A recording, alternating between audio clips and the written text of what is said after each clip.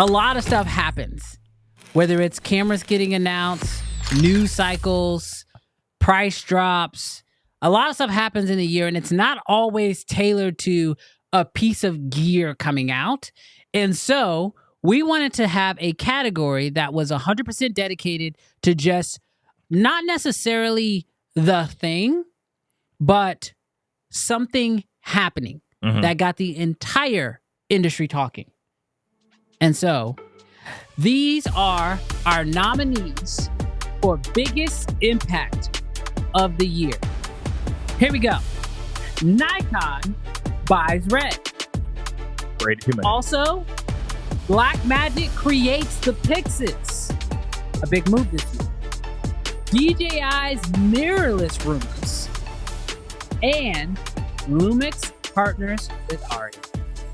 Look, when it came to the moves of this year, it was a lot of stuff happening. Obviously, Nikon buying RED. No one saw it coming except me. No one saw it coming. And it was earth-shattering. It sent RED people into a frenzy. There were people trying to sell their REDs. There were people who were like, oh, you shoot on RED? Nah, ha, ha, you now shoot Nikon. People were pissed. People were pissed. People that had their camera gear already listed for a certain price were now higher than what you could buy it new. Yes. So it was absolutely insane, Nikon buying RED, and it sort of changed what we thought was going to happen. We also got Blackmagic finally listening to the people and releasing a box-style camera, which as far as I'm concerned, when it came to the Blackmagic ecosystem, the only real problem was the Ursas were too big and the pockets were not shaped in a very functional format, which meant that you had to rig it out like crazy and try to balance it, and it was just a whole deal. So Blackmagic finally listens to the people and gives us a box-style camera, which I personally believe staples the future of what Blackmagic is going to do. Oh my gosh. They still have space to put ND filters in there. They now have the monitor. They are able to send that feed out over USB-C, which means they can still keep the SDI available. Let them figure out autofocus, and Blackmagic will destroy everyone. You heard it here first. So we got that, and of course, at that amazing Blackmagic price, we also finally got some information from what was the other one? The other, DJI mirrorless camera. So we finally heard from some rumors. Nothing's official, and y'all know, as soon as I know, I'll probably leak it. But DJI, the rumors started popping out that DJI was coming out with a mirrorless camera. Now, we haven't seen anything yet this year, and I don't know anything.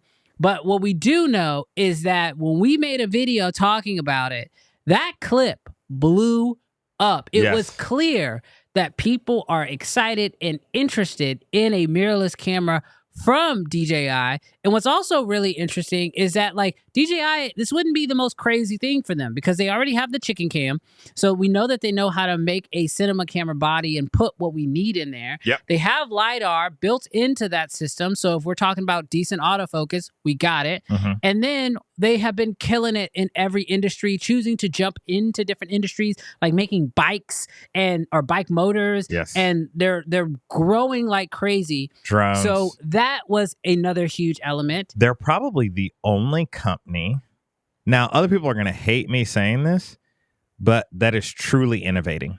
They're not like doing like, what do they call it when you just like lateral? Update? Yeah, like you just a lateral make move. Yeah, you just make a lateral. Like, oh, we need to add in 6K, and it's just like, now we have a 6K camera. DJI feels like the chicken cam is one of those cameras that are like, no, we're doing something completely different. We don't have anybody that we have to worry about stepping on. There's no product that we have to worry about becoming obsolete. We're just going to put the best features in a camera. So yeah, I'm excited for what DJI might do. Yes. Might do.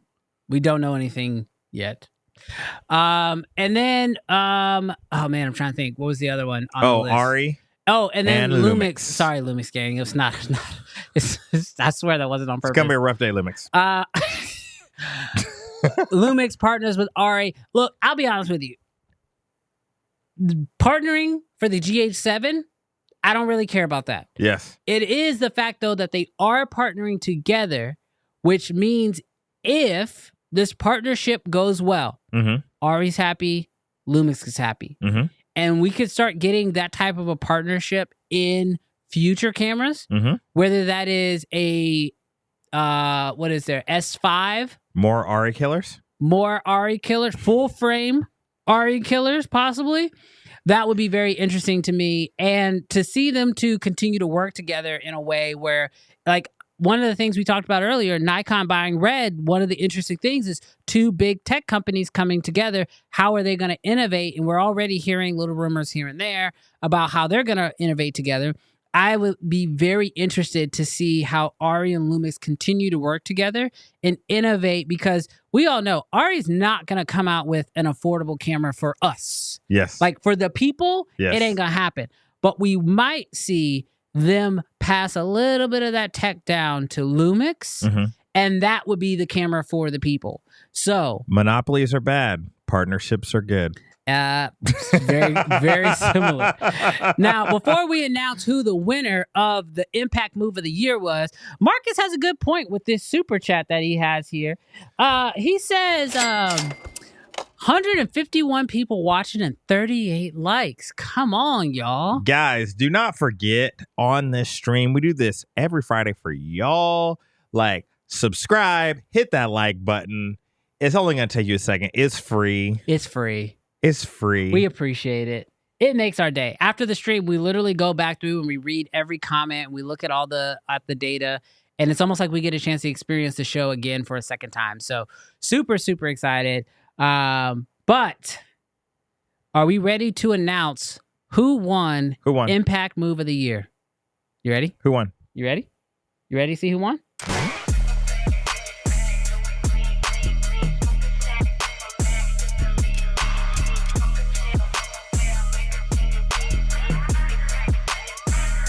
You like that? That's so good. Oh my goodness. Look, when it comes to who crushed it this year, just from a movement standpoint, I couldn't see anybody else other than Nikon winning this. Don't get me wrong. The Pixis is a great move.